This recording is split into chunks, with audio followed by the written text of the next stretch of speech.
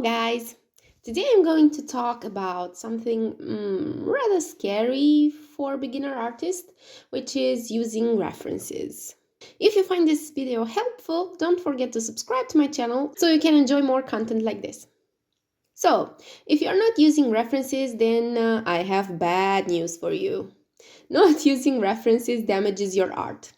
You can have that perfect image of the character or the background in your head, and then you try to put it on paper, and you fail. Unless you have done it multiple times, you will end up failing. Why? Because you didn't train your muscle memory enough. You didn't train your mind to be able to both visualize the thing you are going to draw and to draw it at the same time. So obviously, it's not going to look the same as it looks in your head. Then you try and delete and draw again and delete and then get frustrated so much that you're going to give up. Drawing is made to be fun. Trying endlessly to draw something and then getting frustrated isn't really fun, right? Well, the solution to this problem is called using references. I know some artists say that using references is cheating, but is it? Had Da Vinci ever thought, oh my god, no, I'm painting stuff I already see in real life. I'm such a cheater. No, he probably didn't. So why would you? Using references is such a blessing for artists, and even very popular artists use them, so you should too. You may think, yeah, I didn't use references and I already draw well enough. Well, yes. That is because you are content with what you are doing and you are improving at your own pace without any help. Don't get me wrong, I did it too, but do you want to be a snail and improve at a lower pace than the average artist does? Or do you want to learn drawing faster so you can be more happy with your art? If that is the case, then start doing it. Don't wait for the muscle memory to build up at its own pace. Help it. So, is using references really cheating or not? The short answer is no. It depends on how you are using them. People think if you use references, you bluntly trace them and boom, artwork done. But it's not that simple. You can't trace other people's art because that is, in fact, cheating. You can study other artists' artworks, of course, and this also levels up your art faster, but you need to know what you're doing. For example, I took some images from lineofaction.com and I started to draw them just to make some warm-up sketches. I didn't intend to use them in my drawings. My whole purpose here was to understand what I am seeing and drawing. I broke the pose in basic shapes and pinpoint the line of action. Then I started drawing the shapes while looking at the reference. I understood the general pose, so it was much easier for me to build the details afterwards than by bluntly drawing the outline. The thing is, you need to have a base, just like a house.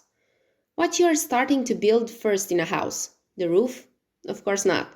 You start with the foundation. The basic shapes and the line of action in your drawing is the foundation. The outline is the roof and the walls. By drawing the shape first, you will improve faster because you will remember the proportions much better this way. I start by marking the shapes on the reference first, then I draw them separately, and only after that I start adding the arms and legs. I usually draw a circle for the head, a weird rectangle for the torso, I don't know how you call this in English, and the pentagon for the hips. Pentagon, I hope this is the English word for it. Anyway, the line of action is basically the direction of the pose. For an artist to improve at a very high rate, it is recommended that they do this exercise, maybe not that detailed as I did here, but for only 30 minutes a day. Consider it a warm-up before drawing. Maybe some days you won't want to draw anything at all, or maybe you want to jump right into drawing, skipping the warm-up, and that is totally fine. We need to listen to our bodies and take a breather from time to time. But if you commit to leveling up your art, you should do it. Warm-up sketches, art studies, they all are great for getting you from level 1 to level 5 in a short period of time. But what about anatomy or perspective? Do I learn them while using references? Well, you might, but it's also a great idea to study them individually so you really understand why your references look the way they look. But when do I draw all I want to draw if all I do is study? Well, The longer you study, the faster you will be able to draw what you want without any of those useful tools. It's really up to you and your behavior. There is no right or wrong when it comes to individualizing studying. Study the way it works for you. It's also a big problem when you study something wrong and you learn it that way because you need to reprogram your brain and muscle memory to change that learning and learn it in the right way. So that's why it's important to start learning anatomy in perspective and also using references from the beginning, because you will not struggle afterwards to unlearn the things you learned wrong.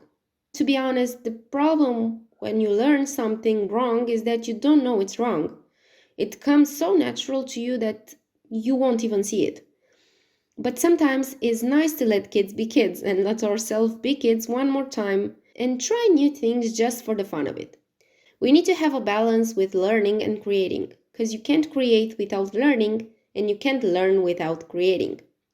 So now we know that using references isn't cheating and it's actually a tool that will help you to boost your drawing skills. It's a tool that you use to learn and create at the same time.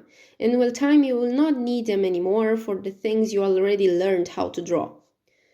Also, you might not get it in the first try, and that's totally fine. As a tip, you can draw the shapes on the references and draw the arms and legs too in shapes. Then draw the outline on the references as well. After that, you would want to move to a blank space and start again with the basic shapes, then the outline. This will get your brain more accustomed to the things you are drawing, so it will be easier for you to understand. Also, even if you draw daily, some sketches or pieces might be shitty.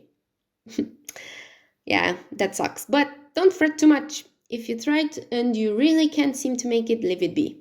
First, try to leave the drawing for 1 or 2 days. Don't think about it, don't try anything anymore on it. Then come back to it and try again. This will give you a new perspective on the drawing and will be much easier to succeed. If you really can't seem to pull it off, and even after this, then consider it done. Maybe it's too advanced for you for now, and it will only bring frustration and you don't need that negativity in your life. Even great artists have pieces that they are not proud of, but they don't show them because they are too afraid. Anyway, don't worry about it. The important thing is to finish a piece. You don't need to show it to the world if you're not proud of it. Just consider it as practice. Now that we know that references are not cheating and we use them in our drawings, the chances that our drawings will get better and better is very high. Stop ruining your drawings because you think you need to work only with your brain, eyes, and hand. Or hands, if you are ambidextrous. Use the mediums and tools you need in order to achieve the level of performance you want, and don't be scared to do it. And just to prove my point about how great using references is, here is a comparison between reference and no reference. You can clearly see that the reference really did its job and made that foot look more realistic than the abomination above. That being said, thank you very much for being here with me today, and we will see each other next time. If you like this video, don't forget to subscribe so you can hear my sweet voice again. I'm joking. You can subscribe for new art videos like this. And we will see each other next time. Bye bye.